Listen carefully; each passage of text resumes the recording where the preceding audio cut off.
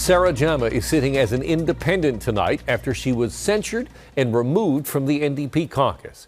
Tonight, the Hamilton MPP is doubling down on the comments that have changed the course of her political career.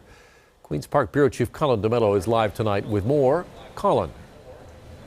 And the NDP as well, Alan, had ejected Sarah Jama from the party, saying that they could not work with her any longer. The NDP says they had tried to work with Sarah Jama multiple times, but ultimately they say she was going outside of the bounds of the party, doing things unilaterally, and broke the trust with the party and the caucus members. That's why earlier this morning she was removed from the party and then shortly after was censured here at the Ontario legislature.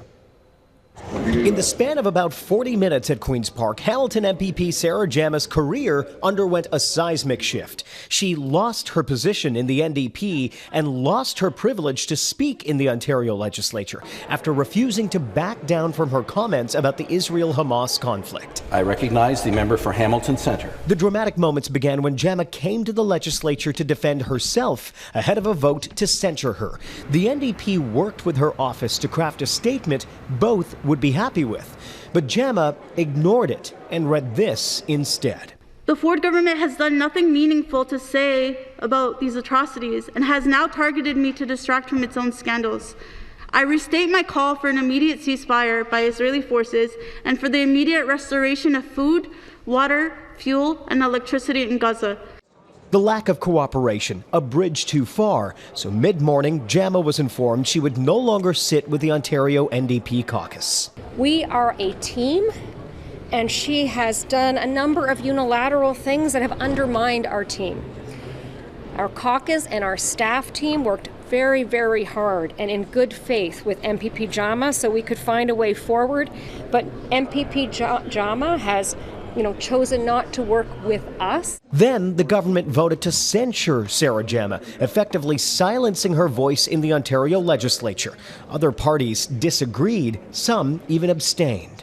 It's dividing us in here at a time when we have to bring Ontarians together, and that our caucus was going to focus on bringing people together, not dividing them. And that's why we didn't participate. That's why we abstained today. Why won't you comment, Ms. Jama? Flanked by family, Jama soon left the legislature after the vote, leaving behind little signs of what's next for the now independent MPP with no speaking rights at Queen's Park.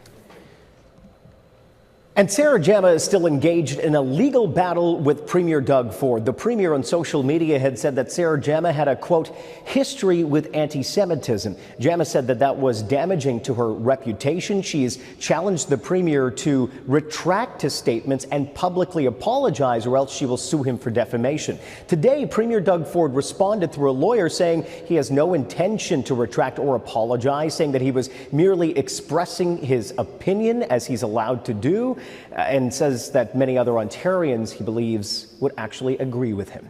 Reporting live, I'm Colin D'Mello. Alan, back to you.